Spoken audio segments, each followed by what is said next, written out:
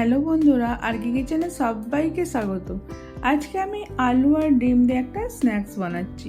চলুন দেখাই কিভাবে বানাচ্ছি। এখানে আমি 3টে আলুকে কেটে রেখেছি। এটাকে আমি সেদ্ধ করে নিয়ে আসছি।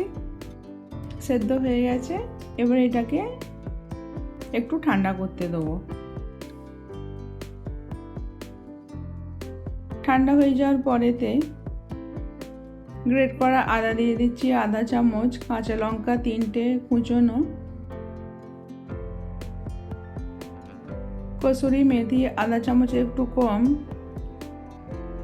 গরম মশলা আধা চামচ একটু কম, হলুদ গুঁড়ো সামান্য, লঙ্কা গুঁড়ো সামান্য,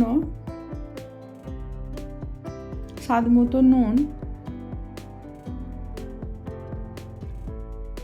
একটা ডিম ফাটিয়ে দিয়ে দিলাম, আর চালের গুঁড়ো দিয়ে দিচ্ছি 1 কাপ।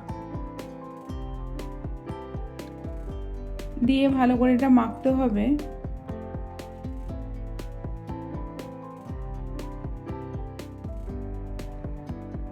ভালো করে মেখে নিতে হবে।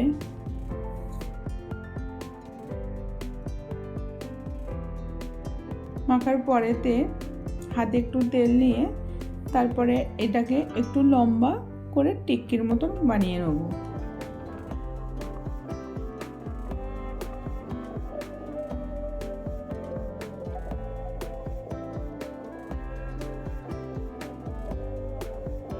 এইভাবে বানিয়ে নিচ্ছি।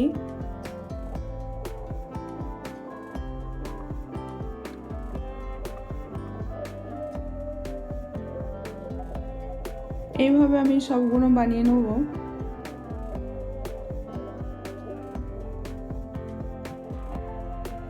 সবগুলো বানিয়ে নেওয়ার পরেতে সাদা তেল দিয়ে দিয়েছিলাম ফ্রাইং প্যানেতে। গরম হয়ে যাওয়ার পরেতে একে একে দিয়ে টিক্কিগুলো দিয়ে এবার আমি গোল্ডেন ব্রাউন করে ভেজে নেব।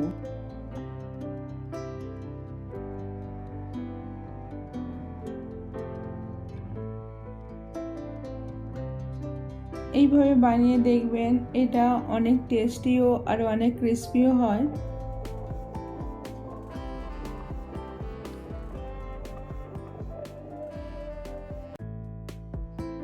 এবার আমি তুলে নিচ্ছি।